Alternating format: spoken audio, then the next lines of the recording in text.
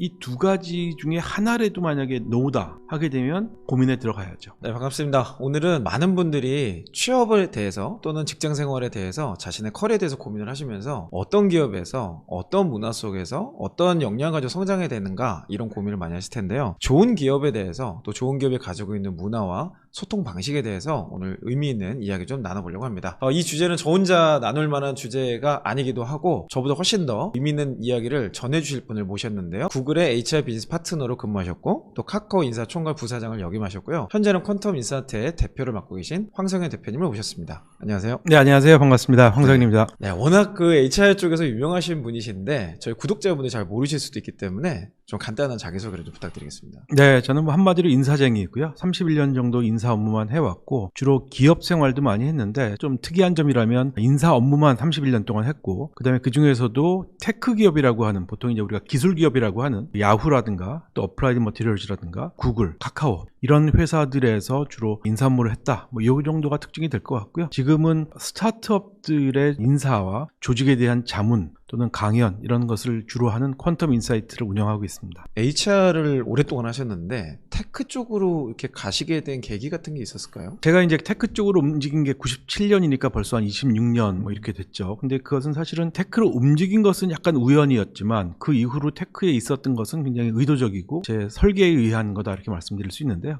좀 더 배경을 설명드리면 제가 이제 한국 기업에 한 5년 정도 있다가 글로벌 반도체 회사로 이제 가게 됐는데 그때 굉장히 큰 충격이었죠. 뭐냐면 한국 회사에 있을 때는 제가 맨날 신경 썼던 거는 우리나라의 그 주유소에 있는 기름값이 얼마냐, 뭐 얼마나 많이 팔았냐 이것만 신경 썼거든요. 제가 이제 정유와 관련된 회사에 있었기 때문에. 근데 그러다가 제가 이제 97년도에 반도체 회사를 가니까 제 시야가 완전히 달라지는 거예요.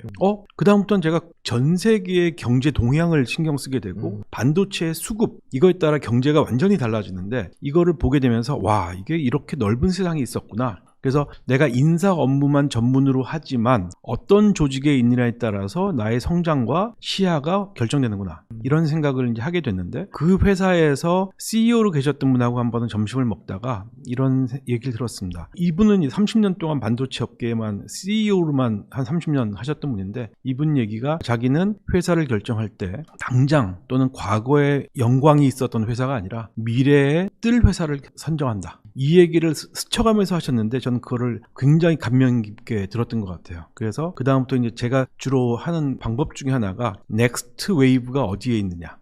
이 경제와 산업의 흐름 중에 다음번 파도가 어디서 올 거냐를 이제 예측을 하고 그 회사를 선택하고 그 인더스트리를 선택하는 습관을 들이기 시작한 거죠.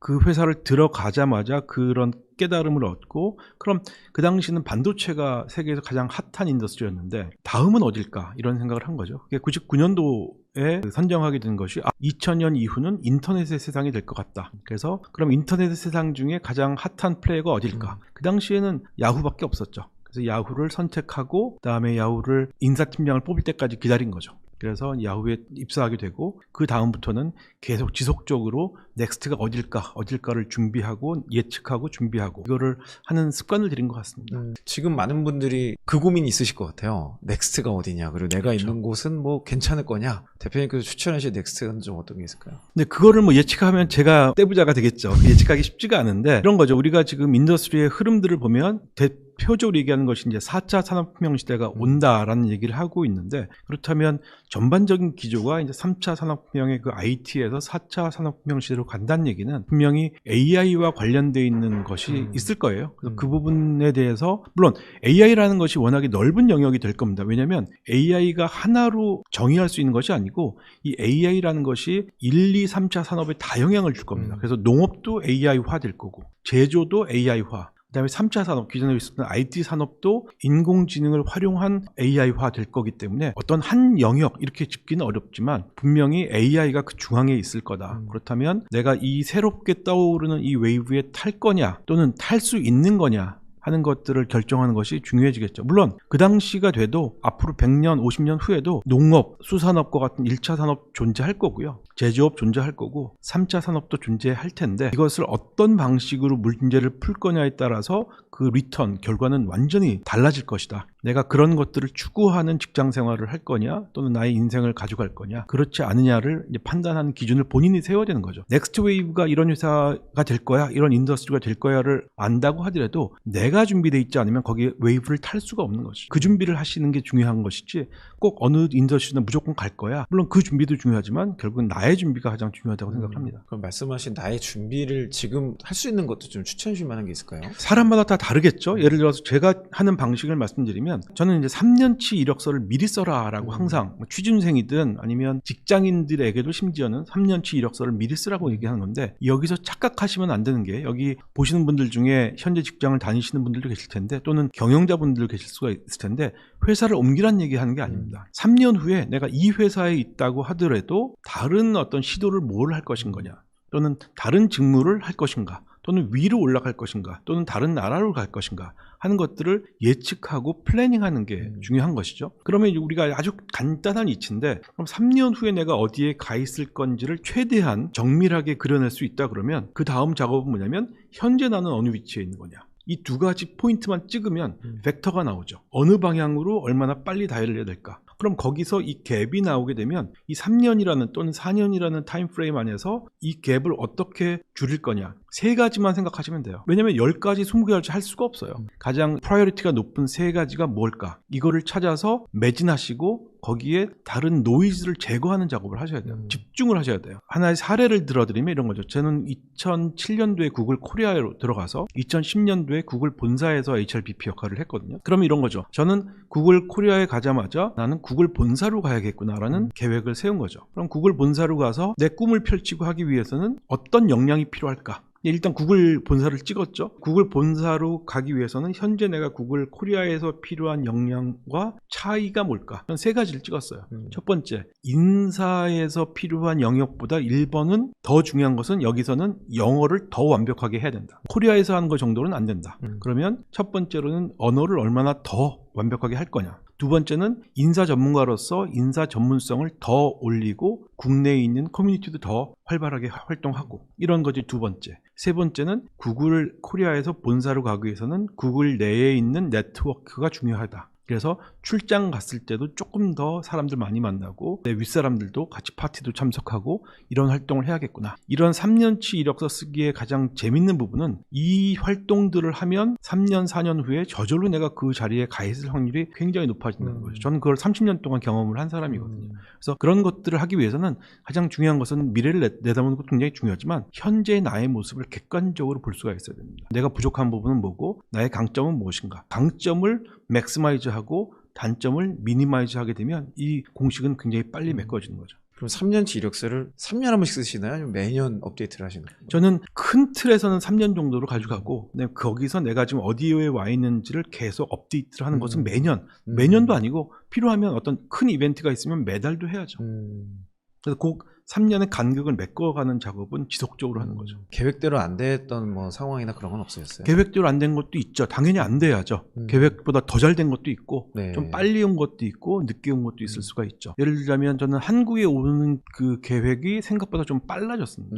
저는 아들이 대학 갈 때쯤 돌아오려고 했으나 이제 카카오와 얘기가 빨리 진행되면서 또 저는 거절을 몇 번 했으나 뭐 거절할 수 없는 그런 여러 가지 상황들이 되면서 계획보다 한 2년 정도 빨리 온 이런 경험도 있죠. 근데 그거는 내가 기존의 계획을 안 세웠으면 이게 빠른지 그렇지 않은지 맞는 길인지 아닌지도 알 수가 없죠. 그렇기 때문에 계획이 중요한 거죠. 반드시 계획대로 되는 것이 좋은 것은 아닙니다. 조직을 이동하실 때마다 적응에 어려운 적 없으셨나요? 어렵지 않으면 이상한 거죠. 근데 사실은 일반 사람들이 볼 때는 뭐 구글이나 카카오나 야후나 비슷한 거 아니야 라고 생각할 수 있는데 굉장히 다릅니다. 의사결정 방법도 다르고 문화도 다르고 많은 것들이 다른데 당연히 어려운 점이 있었고요. 그 과정에서 저는 이제 어려운 거를 그냥 내가 성장한다고 생각하는 거죠. 성장하고 넥스트로 가는데 조금 더 가까이 가는구나 이런 생각을 보통 하는 거죠. 예를 들어서 제가 가끔 비유를 하는 건데 토익이나 GMAT이나 이런 컴퓨터로 하는 CBT 시험을 봐보신 분들이 있는지 모르겠는데 요즘은 종이로 안 하고 다 컴퓨터로 보죠. 그런 시험을 볼 때는 이 컴퓨터에서 문제의 난이도를 조정을 하거든요.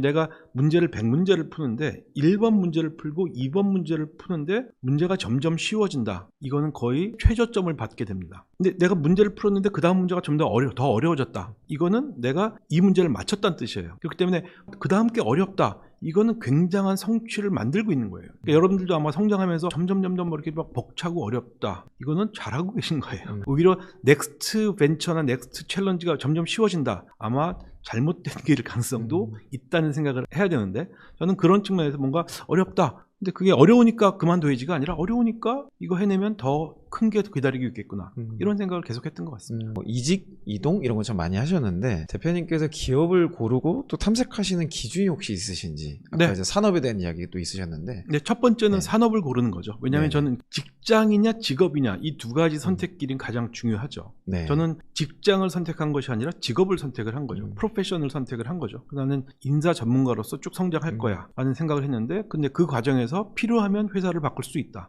또는 인더스트리를 바꿀 수 있다. 이렇게 판단을 한 거죠. 그 다음에 그러면 이 회사에 계속 있을 거냐, 다른 인더스트리나 다른 직장을 옮길 거냐, 이 판단을 해야 되는데 명확합니다. 첫 번째, 이 회사에서 성장하고 있나? 내가 이 회사에 성장하고 있지 않고 기존에 있었던 걸 계속 올거내면서 소진되고 있는 거냐? 이 판단이 1번이죠. 내가 제일 소중하니까. 두 번째는 내가 이 회사에 작년에 했던 것보다 더 기여하고 있나. 근데 이건 본인의 잘못이 아니라 본인한테 주어지는 역할이나 회사의 성장 같은 게 둔화가 되면서 내가 회사에 기여하는 게 계속 줄어들고 있다. 이거는 심각한 얘기죠. 이 두 가지 중에 하나라도 만약에 노다 하게 되면 고민에 들어가야죠. 저는 그 과정에서 처음에 말씀드린 것처럼 인더스트리까지 겹쳤을 때 넥스트 웨이브가 온다? 그거는 1번 고려를 하고, 근데 이 넥스트 웨이브보다 이 회사에서 내가 성장하고 기여하는 것이 더 크다 라고 하면 스테이 하는 거죠. 그렇기 때문에 구글 같은 회사는 제가 8년씩 있었던 거죠. 근데 만약에 그게 충족되지 않는다 라고 했을 때는 오히려 회사에 오래 있는 것이 예전 저희 세대 때나 저희 선배 세대 때는 충직하고 로열티가 있는 것처럼 보였지만, 이제는 그게 오히려 회사에 더 안 좋은 영향을 줄 수 있기 때문에 차라리 내가 빨리 성장하기 위해서 자리를 옮기는 것이 저는 더 긍정적이라고 보는 거죠. 구글하고 카카오 둘 다 뭐 어쨌든 테크 기업이고 또 대기업이고 그런데 일하는 방식이나 의사소통은 좀 어떻게 다를까요? 구글 같은 회사는 기본적으로 이제 글로벌 환경에서 처음 만들어지고 지속적으로 성장한 회사이기 때문에,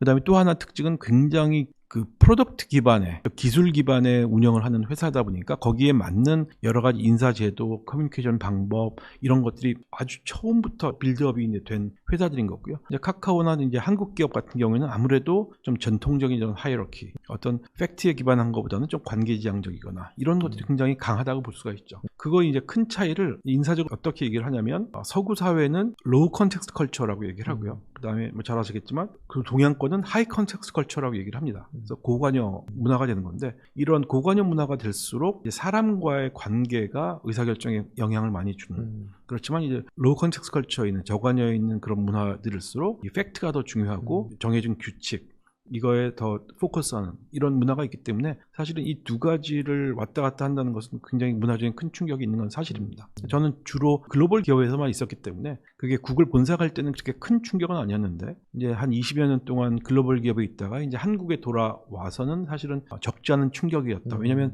한국 사람이지만 이제 한국 조직에서 일해본 적이 별로 없는 상태에서 이제 한국 기업에서 적응하는 과정에서 여러 가지 내가 가졌던 여러 가지 전제들, 의사결정 방법 이런 것들이 많이 다르기 때문에 시행착오를 한 적도 분명히 있었고요. 어려움도 분명히 있었다 생각합니다. 가장 어려우셨던 걸 뭐 한두 가지 얘기해 주신다면 어떤 게 있었을까요? 글쎄, 의사소통하는 방법인 것 같아요. 글로벌 기업들은 어떤 위계에 의한 의사결정이나 소통보다는 업무 관계적인, 그다음에 어떤 팩트나 문제 해결 쪽이 좀 더 우선이라 그러면, 이제 한국 기업들은 아무래도 이 사람과의 관계, 이 사람과의 어떤 과거의 연이라든가 또 정황적인 이런 것들이 조금 더 강조되는 경향이 있죠. 그거를 뭐 일반적으로는 수직적인 문화냐 수평적인 문화냐 뭐 이렇게까지 얘기를 하고, 결국 그렇게 가는 네, 거죠. 이거를 네네. 뭐 또 흉내내는 차원에서 뭐 영어 이름을 쓴다거나 뭐 이런 경우도 있는 것 같아요. 스타트업에서 네. 많이 그렇게 얘기를 하죠. 그래서 네. 우리나라의 좋은 문화도 많이 있지만, 이제 문화나 기술과 또 세대가 발전하면서 과거에 있었던 그런 하이어러키컬한 그런 관계가 걸리적거리는 부분들이 많이 생기게 됐어요.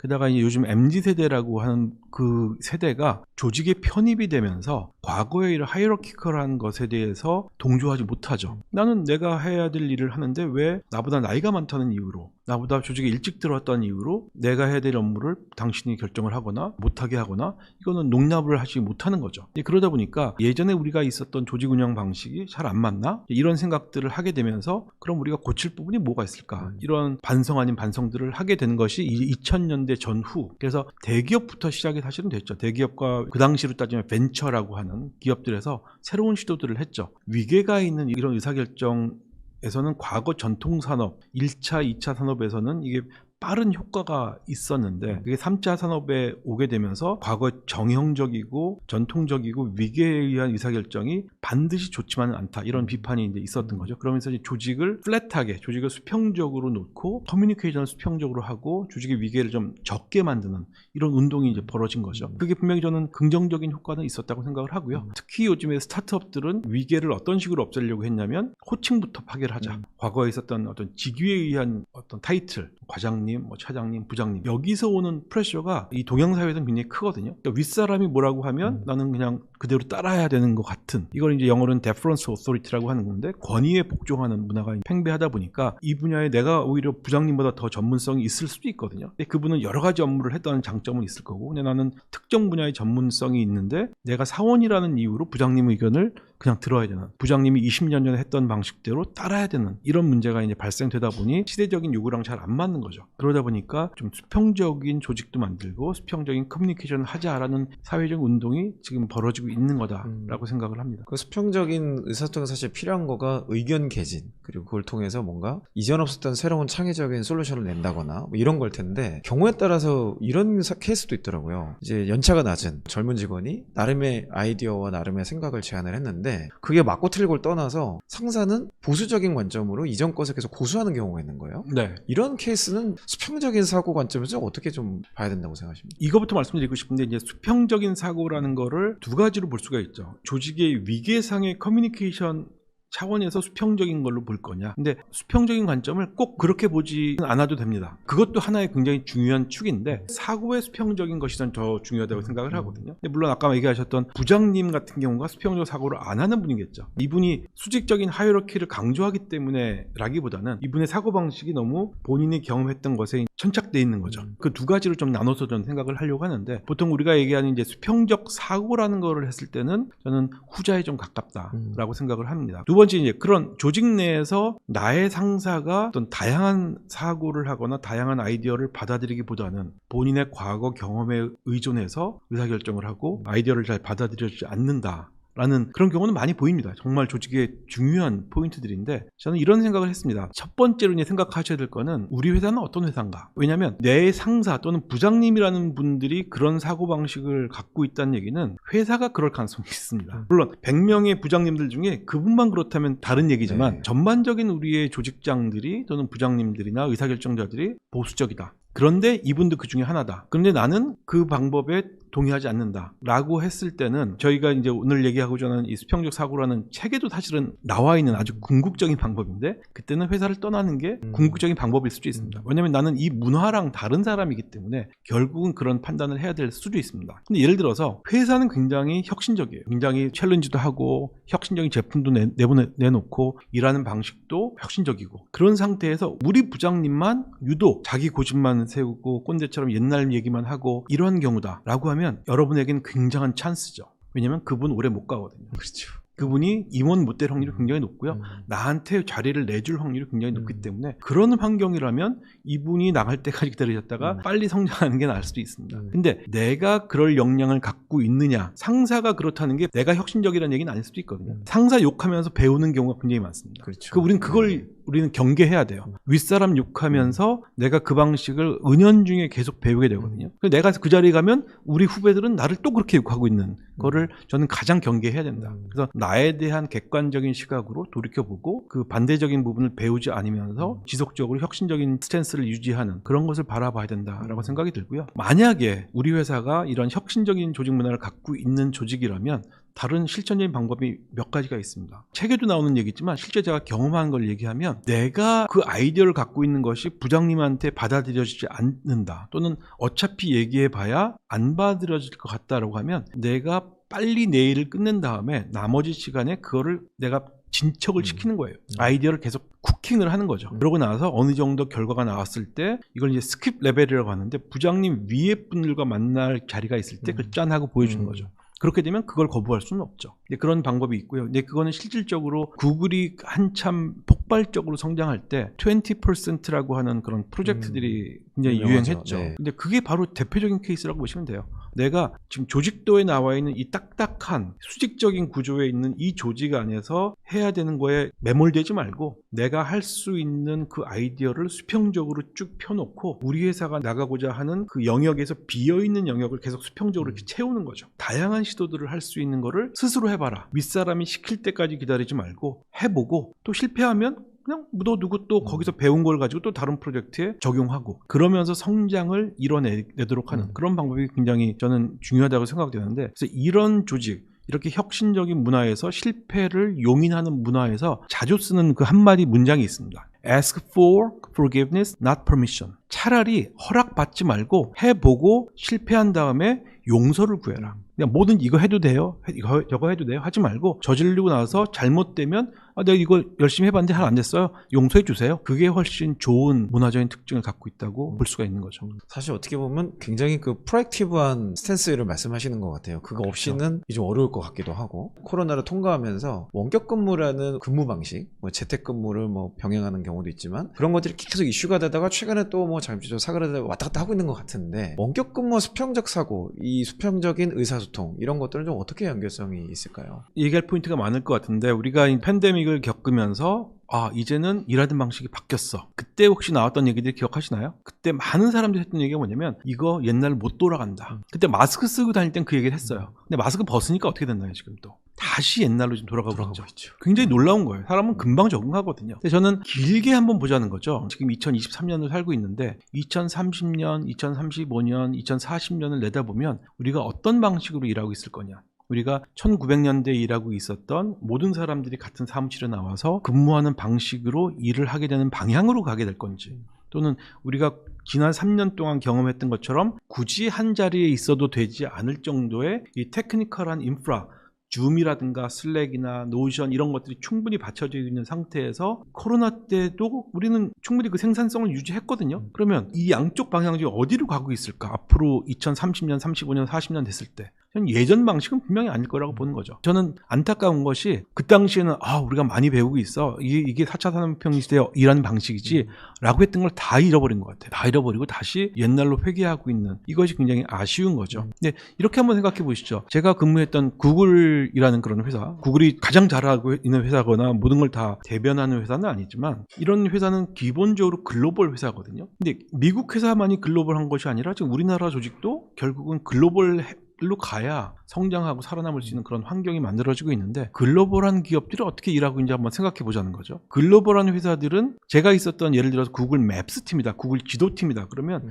직원이 8,000명이거든요. 계약직까지 합하면 많이 한 2,000명이 넘거든요. 15,000명까지도 되는데 그럼 이 사람들이 한 사무실에 있을까요? 10,000명이? 불가능하죠. 한 도시에 있다고 하더라도 건물이 한 100개는 돼야 되거든요. 그럼 같은 사무실에 있는 것 자체가 의미가 없는 거죠. 그래서 구글은 그 기본적으로 한 3개 도시에 이렇게 퍼져 있는데 어차피 옆 건물에 있는 사람하고 얘기를 하려고 그러면 줌을 켜야 돼요. 물론 구글은 줌을 안 켜고 구글 행아웃을 켜겠지만 어차피 모바일이에요. 근데 우리는 나라가 작고 이렇기 때문에 미팅 올라가서 미팅하고 뭐 지하에 가서 미팅하고 이게 되는 나라지만 이거는 우리의 지역적인 특징 때문에 우리의 사고가 이렇게 좁아져 있는 거예요. 이 방식밖에 생각을 못한 거죠. 근데 이런 글로벌 회사나 글로벌로 가는 기업은 어차피 일하는 방식이 달라야 돼요. 근데 우리가 지금까지 살아왔던 그런 사업 방식에서 우리도 이제 글로벌화 된다 그러면 전 재택을 말씀드리는 건 아니고요. 재택과 리모트 근무는 굉장히 다른 겁니다. 리모트 근무 안에 재택이 들어가는 것뿐인 거죠. 그래서 거기서 리모트한 상태에서도 글로벌리 네트워크로 어떻게 일을 할 거냐를 빨리 찾아서 우리의 일하는 방식으로 적용을 해야 된다. 그런데 여기서 중요한 것은 근데 모든 인더스트리가 그렇지는 않을 수 있다. 근데 우리의 인더스트리가 3차 산업이나 4차 산업 쪽으로 간 기업일수록 그 방식에 빨리 적응하고 거기서 어떤 식으로 커뮤니케이션하고 목표 수립하고 성과 측정하고 그다음에 커뮤니케이션 할 거냐 이것에 대한 프로세스를 빨리 만들어야 된다. 근데 그게 잘 안 되는 이유는 경영자들의 불안감에서 온다라고 생각합니다. 그러니까 내가 눈으로 봐야 믿을 수 있는데 보이지 않는 거를 믿을 수 없는 그런 과거의 습성이 남아있는 거죠. 그래서 저는 한마디로 정의한다 그러면 결국은 조직 내 신뢰의 문제인 것이고 예를 들어서 저는 조금 더 길게 말씀드린다 그러면 신뢰에는 4가지 요소가 있습니다. 첫 번째 요소는 굿윌이 있느냐.